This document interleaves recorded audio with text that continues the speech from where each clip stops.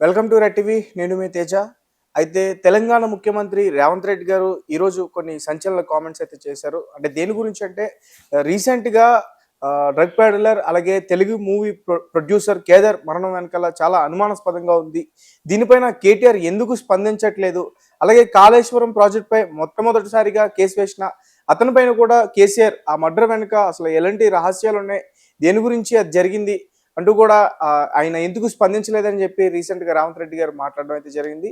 అయితే దీనికి సంబంధించి మరిన్ని విషయాలు మనతో పాటు డిస్కస్ చేయడానికి సీనియర్ ప్రొడ్యూసర్ నట్టికుమార్ ఉన్నారు. ఆయనతో మాట్లాడే ప్రయత్నం. సార్ నమస్తే అండి. సో రీసెంట్‌గా రేవంత్ రెడ్డి గారు కేటీఆర్ పైన కామెంట్స్ చేశారు. So Kedar Telugu film industry producer అతను. సో గతంలో ఆయన కొన్ని పబ్‌లు కూడా నడిపేవాడు. అలాగే డ్రగ్ పెడలర్ అని ఒకసారి అరెస్ట్ కూడా అయ్యారంటూ కూడా చెప్తున్నారు. అలాగే అల్లు అర్జున్‌కి మంచి స్నేహితుడు కూడా అంటూ కూడా చెప్తున్నారు. సో ఏంటి సార్ ఈ కేటీఆర్‌కి ఇతనికి అసలు ఎటువంటి సంబంధాలు ఉన్నాయి? అంటే ఒక్కటి కేదర్ అన్నైనా దుబాయ్‌లో చనిపోయింది. నేను న్యూస్‌లో చూశాను. అక్కడ మనకు కూడా ఎంక్వైరీ చేసి దుబాయ్‌లో ఏదో ఒక ఫంక్షను కొంతమంది ఒక్కొక్కటి ఒక్కొక్క రూమర్స్ అవ్వచ్చు, నిజమో తెలియదు కానీ డ్రగ్స్ తీసుకొని ఎక్కువగా అయిపోవడం వల్ల చనిపోయారని, అనారోగ్యంతో చనిపోయారని డిఫరెంట్ రూమర్స్ వస్తాయి. అది ఎంత నిజమో ఎంత అబద్ధం అవుతుంది. సెటిల్ ఇస్ ఆల్రెడీ దుబాయ్ అంటున్నారు. అందరూ సెటిల్ అవ్వచ్చు దుబాయ్లో సెటిల్ అవడానికి ఏముంటుంది? మనం బిజినెస్ చేసుకుంటే బిజినెస్ గోల్డ్ కార్డు ఇస్తారు అక్కడ, 10 years కార్డు, 5 years కార్డు. కనుక అదేం పెద్ద ఇష్యూ కాదు. అయితే ఆయన బిఫోర్ రాడిసన్ బ్లూలో కూడా దొరికాడు. రాడిసన్ బ్లూ పబ్లో day and night all cinema వాళ్ళంతా కూడా వచ్చేవారు. తెలుగు ఫిల్మ్ ఇండస్ట్రీకి సంబంధించి సినిమా ఇండస్ట్రీకి సంబంధించి తెల్లవారులు డే నైట్ 24 hours ఉండేది ఒక పబ్. అక్కడ అందరూ కూడా వచ్చేవారు. నేను ఫస్ట్ పబ్ చెప్తున్నాను. ఆ పబ్ రన్నింగ్ లోనే మొత్తం టోటల్ చాలా మందిని పట్టుకున్నారు. బంజారాస్ పిఎస్, ఇదే భుజంగరావు గారు, ఇప్పుడు ఏదైతే జైల్లో ఉన్నారో భుజంగరావు గారు అప్పుడు సిఏ. పట్టుకొని ఎందుకు కేసు పెట్టలేదు, ఎందుకు వాళ్ళందరిని వదిలేసాడు అనేది ఇప్పటికి ఎందుకు పట్టుకున్నారు అంతమందిని, ఎందుకు వదిలేశారు? వాళ్ళపైన పట్టుకున్నారు కానీ వాళ్ళపైన కేసులు పెట్టలేదు. అప్పుడు రూమర్లో ఏంటంటే టీఆర్ఎస్ పార్టీలో మొత్తం టోటల్గా పెద్దలు ఏదో ఆస్తూ ఉండి పెద్దలు ఇమ్మీడియట్లో వదిలేమంటే వదిలేశారు అనేది. అప్పుడు నియర్గా చాలా మంది మీద వచ్చాయి. మొత్తం అందరూ కూడా సినిమా వాళ్ళు అవ్వచ్చు, బయట వాళ్ళు అవ్వచ్చు. మరి అప్పుడు దాంట్లో కూడా ఈయన అరెస్ట్ చేయడని అన్నారు. ఇవన్నీ అంటే ఇవన్నీ నేనేమంటానంటే గత ప్రభుత్వం చేసిన తప్పులు వాళ్ళు దాంట్లో ఉన్నారా లేరా అని మనకు తెలియదు, కానీ దాంట్లో వాళ్ళు ప్రోత్సహించారు. అంతకుముందు డ్రగ్స్కి మొత్తం చోట్ల పూరి జగన్నాథ్ నుంచి చార్మి గారి దగ్గర నుంచి ప్రతి ఒక్కరి మీద తీసుకొని వెళ్ళి అందరికి ఎంటిక తీశారు. మొత్తం లైన్ కట్టారు, సినిమా టికెట్లు కట్టినట్టు లైన్ కట్టించారు. అందరినీ నార్కోటిక్స్ ఇదన్నారు, టెస్ట్ అన్నారు, అదన్నారు, ఇదన్నారు, అన్నీ అయిపోయి క్లీన్ చీట్ అన్నారు. మరి ఇవన్నీ కూడా రేవంత్ రెడ్డి గారు ఓకే గత ప్రభుత్వం మీద మనం అభాండం వేస్తున్నాం అని పక్కన పెట్టేస్తే, ఆ ఐఏఎస్ ఆఫీసర్ మీద, ఐపీఎస్ ఆఫీసర్ మీద అభాండం వేస్తున్నాం పక్కన. ఇప్పుడు మీరు సుమోటోగా తీసుకుని ఎందుకు కేసు రీఓపెన్ చేయరు? ఇదే భుజంగరావు గారు జైల్లో ఉన్నారు ఫోన్ ట్రాపింగ్ విషయంలో. మరి అక్కడే అదే జరిగిన ఇన్సిడెంట్ బంజారాహిల్స్ లో జరిగింది అప్పట్లో. మరి అది కూడా రీఓపెన్ చేసి, ఆ కేసు రీఓపెన్ చేసి ఇప్పుడు ఈయన చనిపోయినాడు మళ్ళీ ఎవరో కేసు పెడతారా, అది చూడద్దు. చనిపోయిన వ్యక్తికి కేటీఆర్ గారికి ఈ కేసుకి సంబంధం ఏంటి అది మీరు ప్రశ్నించడం. As right in chief minister and right in home minister, right in DGP, immediately reopen the case. Reopen చెయ్యండి. రీఓపెన్ ఎవరో కంప్లైంట్ ఇస్తారు, ఎవరో చూస్తారు అనేది కాదు. ఒక మేడిగడ్లో ఒక అడ్వకేట్ చనిపోయాడంటే దానికి అది కంప్లైంట్ రాలేదని మనం చూస్తూ ఊరుకుంటే ఎలా? టోటల్ గా ఒక ఇన్వెస్టిగేషన్ నడుస్తున్నప్పుడు ఒక రాజరంగం చనిపోయేటప్పుడు ఎవరో కంప్లైంట్ ఇవ్వలేదని ఆపేస్తే ఎలా? ఎన్నిటికి లింక్ ఏమైనా ఉందా? ఎక్కడైనా ఏదైనా కనబడుతుందా? ఎక్కడైనా నిజాలు కనబడుతున్నాయా? ఎంక్వైరీ చేయడంలో తప్పులేదు కదా. సిబిసిఐడి విచారణకు ఆదేశించండి. మీరు ఎవరో కంప్లైంట్ ఇస్తానని కాదు, మీకు రైట్ ఉంది. గవర్నమెంట్కి సుమోటోగా తీసుకునే రైట్ మీకు ఉంది. డ్రగ్స్ అనే మహమ్మారిని తరిమి కొట్టడానికి, డ్రగ్స్ అనే మహమ్మారిని పిల్లల దగ్గర నుంచి తరిమి కొట్టడానికి మన రాష్ట్రం కట్టుబడి ఉంది. కాబట్టి మీరు ఎందుకు రీఓపెన్ చేయట్లేదు కేసులు? ఎందుకు సుమోటోగా మీరు చేయట్లేదు? కేదర్ గారిది చనిపోయారు, ఓకే. ఇప్పుడు మొత్తం టోటల్గా కొంచెం రాజకీయ నాయకులు ఈ పార్టీలో ఉన్నారు అంటున్నారు. ఎంత నిజం, ఎంత అబద్ధం? టీఆర్ఎస్ నాయకులు అవ్వచ్చు, సోమనీ నాయకులు అవ్వచ్చు, ఎవరో ఉన్నారు అంటున్నారు. ఆ పార్టీలో ఎవరు ఉన్నారు ఏంటి? Flight tickets is enquiry, simple investigation, is phone numbers. మనం ఎవరి మీద కక్ష కాదు. మన రాష్ట్రాన్ని, మన పిల్లల భవిష్యత్తుని మనం ఈ డ్రగ్స్ అనే మహమ్మారి నుంచి తరిమి కొట్టడానికే మనం ప్రయత్నం చేస్తున్నాం తప్ప ఏ పార్టీ మీద కోపం లేదు, ఎవరి మీద కోపం లేదు, ఎవరి మీద తాపం లేదు. కనుక మీరు ఎందుకు సుమోటోగా చేసి ప్రజల కోసం, ప్రజల ప్రాణాల కోసం, మన రాష్ట్ర పిల్లల ప్రమాదంలో పడకుండా ఉండడం కోసం మరి మీరు ఎందుకు సుమోటోగా చేయట్లేదు సార్ అనేది ఒక్కటి అడుగుతున్నా. ఇది కేటీఆర్ గారైనా స్పందించి మా మీద మీరు కేసు వేయండి సార్, మీరు కేసు రీసెర్చ్ చేయండి సార్, చేసి ఎంక్వైరీ చేయండి సార్, మా నిజాయితీ మేము నిరూపించుకుంటాం, మా నాయకుడి నిజాయితీ మేము నిరూపించుకుంటాం అని చెప్పాలి. గతంలో నేను ఎన్నోసార్లు ఇది అడిగాను, డ్రగ్స్ అనే మహమ్మారిని ఎందుకు పట్టుకున్నారు, మా సినిమా వాళ్ళని చిన్న చూపు తీసుకొని ఎందుకు తీసుకొచ్చి వదిలేశారు అని అడిగాను. క్లీన్ చీట్ ఇచ్చారు అంటే మీరు క్లీన్ చీట్ అంటే వాళ్ళు ఎవరు ఏమీ తీసుకోలేని వాళ్ళ, తీసుకునే వాళ్ళ, మరి దాంట్లో తర్వాత కూడా వాళ్ళని 3-4 పట్టుకొని కేసులో రిజిస్టర్ చేశారు కదా, మరి క్లీన్ చీట్ ఇచ్చిన మళ్ళీ ఎలాగ రిజిస్టర్ చేశారు కేసు, మరి దీంట్లో మర్మం ఏముంది, మాయం ఉంది అని అడిగా. దాన్ని మనం గవర్నమెంట్ వచ్చినప్పుడు మరి ఎందుకు మీరు పట్టించుకోవట్లేదు అని నేను రేవంత్ రెడ్డి గారు సూట్. అలాగే నేను డీజీపీ గారిని కూడా అడుగుతున్నా, మన పిల్లల భవిష్యత్తు, మన రాష్ట్ర జీవితం కనుక మన అంధకారంలో ఉంటున్నాం కాబట్టి ఈ మొత్తం మహమ్మారి నుంచి తరిమి కొట్టాలి అంటే ప్రతి ఒక్కరూ చెయ్య కలపాలి. ఆ కలిపి నిలబడాలి అంటే ఏ పార్టీ మీద అభాండం వద్దు, మనకి ఇంకో పార్టీ మీద అభాండం వద్దు, ఎంక్వైరీ చేయండి, తప్పు చేస్తే ఎంతటి వాడిని తీసుకెళ్ళి లోన్ వేసేయండి. సరే, అది నేను అంటుంది. ఎందుకంటే కేసీఆర్ గారు కూడా ఇలాంటివి ప్రోత్సహించడు, నాకు తెలుసు ఆయన కోసం. ఇప్పుడు కేటీఆర్ గారి మీద అభాండం రావచ్చేమో తప్ప కేసీఆర్ గారి మీద ఎప్పుడు రావు. ఆయన మీద వాళ్ళ పిల్లలు కాబట్టి ఏదో అంటుంటారు, వస్తుంటారు, ఇవన్నీ నిరూపించుకోవాల్సిన బాధ్యతలు కేసీఆర్ గారి మీద ఎప్పుడు రాబోవు ఇలాంటివి. అంటే ఇవన్నీ నేను ఎందుకు చెప్పుకొస్తున్నానంటే, మనం మాట్లాడేటప్పుడు కూడా మనం ఎవరో కేసు పెడతాను అంత, మనం కేసు పెట్టడం కాదు. మీరు సుమోటోగా తీసుకున్న రైట్ మీకుంది. భయపడుతున్నారు కదండి, కేసు పెడితే తీసుకెళ్ళి తిరగలేక భయపడుతున్నారు, కెడితే ఎవరు చంపేస్తారో భయపడుతున్నారు. కేసు పెట్టిన రాజాలింగం ఏమయ్యాడు, కేసు పెట్టిన రాజాలింగం చనిపోయాడు.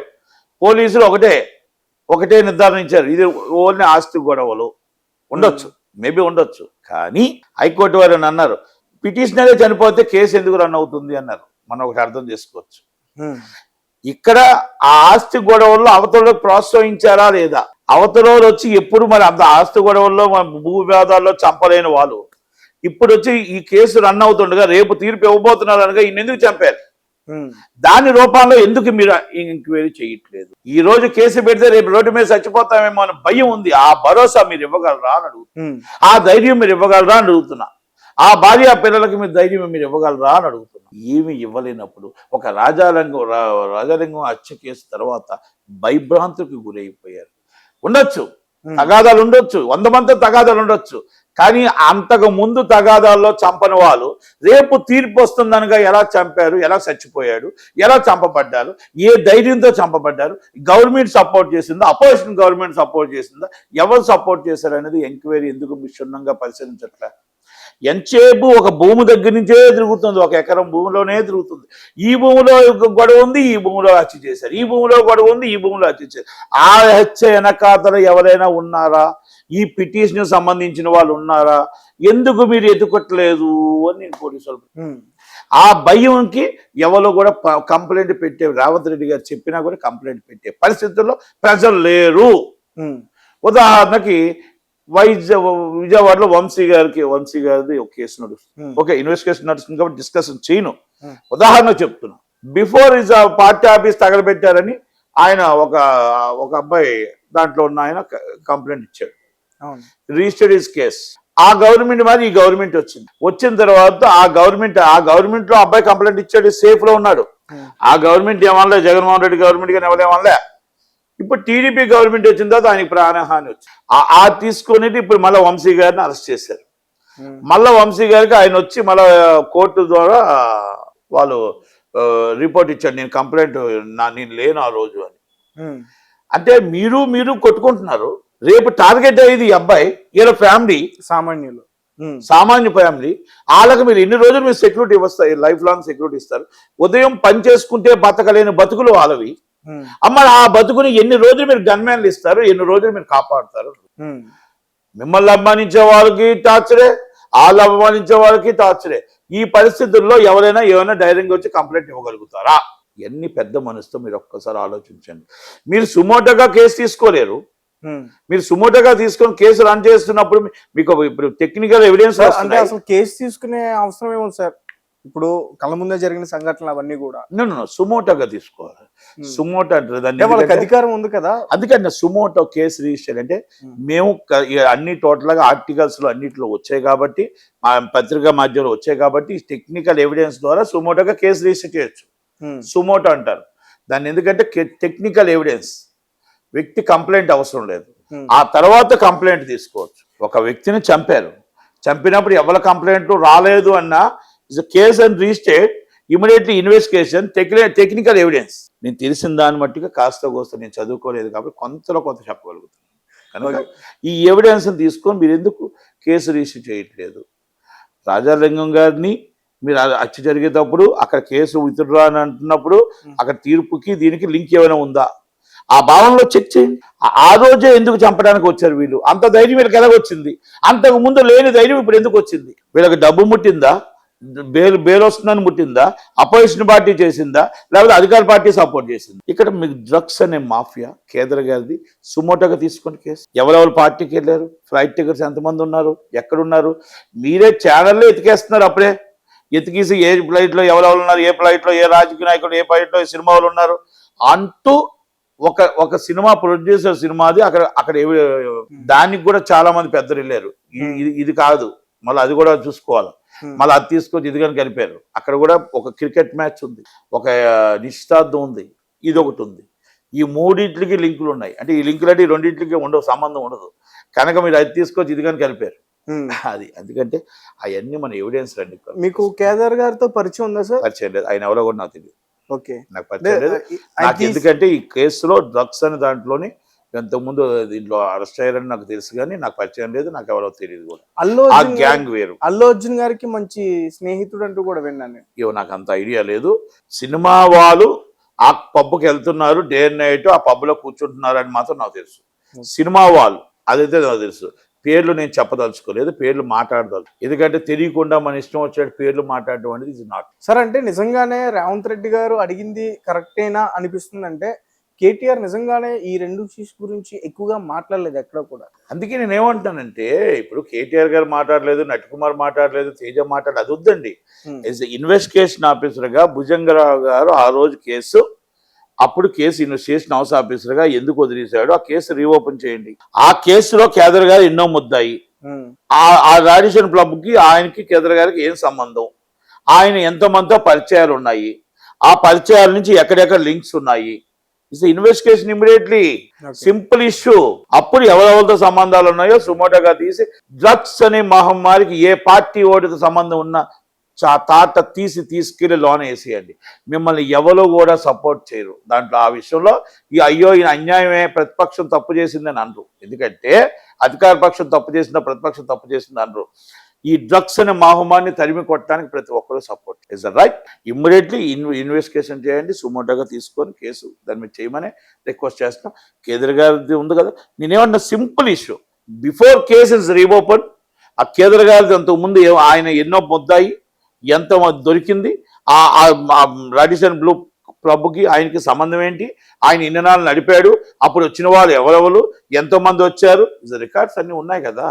ఊరిక నటికుమారు లేకపోతే తేజ మాట్లాడితే కాదు, ఇది అన్ని రికార్డ్స్ ఉన్నాయి. టెక్నికల్ ఎవిడెన్స్తో సైతం దొరుకుతుంది. ఏ టైంలో ఎవరెవరు ఫోటోలు తీసుకున్నారు, ఏ టైంలో ఎవరెవరు ఉన్నారు, ఏ టైంలో ఎక్కడెక్కడ ఉన్నారు, ఏ టైంలో మందు తాగారా, ఏ టైంలో డ్రగ్స్ తీసుకున్నారా, ఈజ్ ద క్లియర్ కట్గా ఉంటుంది. ఎందుకంటే కొంత దూరమే నేను మాట్లాడుతున్నా కనుక నాకు తెలిసినవి అంతుంటప్పుడు పోలీసులు తెలియవా?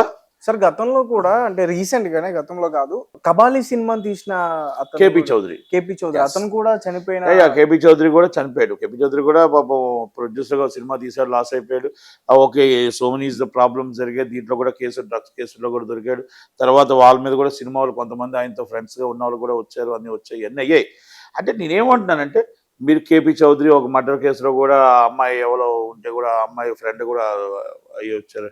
చిక్కుటి జయరామ్ గారని ఎన్ఆర్ఐ ఒక ఛానల్, ఎక్స్ప్రెస్ ఛానల్ ఎండి చనిపోతే ఆ దాంట్లో ఒక ఆమెకి సపోర్ట్ గా వచ్చాడు, అది మేనగోడ్లకి ఎవరు. ఇలాంటివి ఏమంటున్నానంటే, ఈజ్ మొత్తం టోటల్గా ఇలాంటి డిఫరెన్సెస్ ఎక్కడో ఏదో ఒక ఎడిట్ అవుతే ఆ ఎడిట్కి వీళ్ళంతా కూడా అవుతున్నారు. వాళ్ళ మీద అంతా మనం ఇలాంటివి ఎంక్వైరీ చేసుకొని మనం అరికట్టకపోతే రేపు ప్రాబ్లం అవుతుంది. వాళ్ళు అధికరిసిన అరికట్టడానికి ఎలా కట్టాలి, మన పిల్లల్ని ఎలా కాపాడుకోవాలి, మన రాష్ట్రాన్ని ఎలా కాపాడుకోవాలి, మన రాష్ట్ర భవిష్యత్తుని ఎలా కాపాడుకోవాలి, రాష్ట్ర యువతరాన్ని ఎలా కాపాడుకోవాలి, మన రాష్ట్రాన్ని యువతని కాపాడటానికి ప్రతిపక్షం సపోర్ట్ చేస్తుందా లేకపోతే ప్రతిపక్షం ఎంకరేజ్ చేస్తుందా, మనం నడి రోడ్డు మీద నిల్చోబెట్టండి, కూర్చోబెట్టి. సోషల్ మీడియా యాక్టివ్గా ఉంది, ఈరోజు ఛానల్స్ యాక్టివ్గా ఉన్నాయి. మీరు ముందు ఒక అడుగు ముందుకు వెయ్యండి, నిజాలు తేల్చండి. అంతకుముందు ఇచ్చిన క్లీన్ చీట్ని నిజమైన చీట, డబ్బులు ఇచ్చి కొనుక్కున్న చీట, నేను చాలా క్లియర్గా చెప్తున్నా. నిజంగా క్లీన్గా ఎవరు కూడా తప్పు చేయలేను అంతమందిని తీసుకొచ్చి అంతమందిని లైన్ కట్టించి సినిమా టికెట్లో లైన్ ఎందుకు కట్టించారు అనేది సమాధానం చెప్పాల్సిన బాధ్యత గత గవర్నమెంట్ మీద ఉంది, లేదా ఐఏఎస్ ఆఫీసర్ మీద ఉంది. ఐఏఎస్ ఆఫీసర్ మీద రిజిస్టర్ చేయని కేసు. సినిమా వాళ్ళందరూ తక్కువగా దొరికారా, అనువుగా దొరికారా?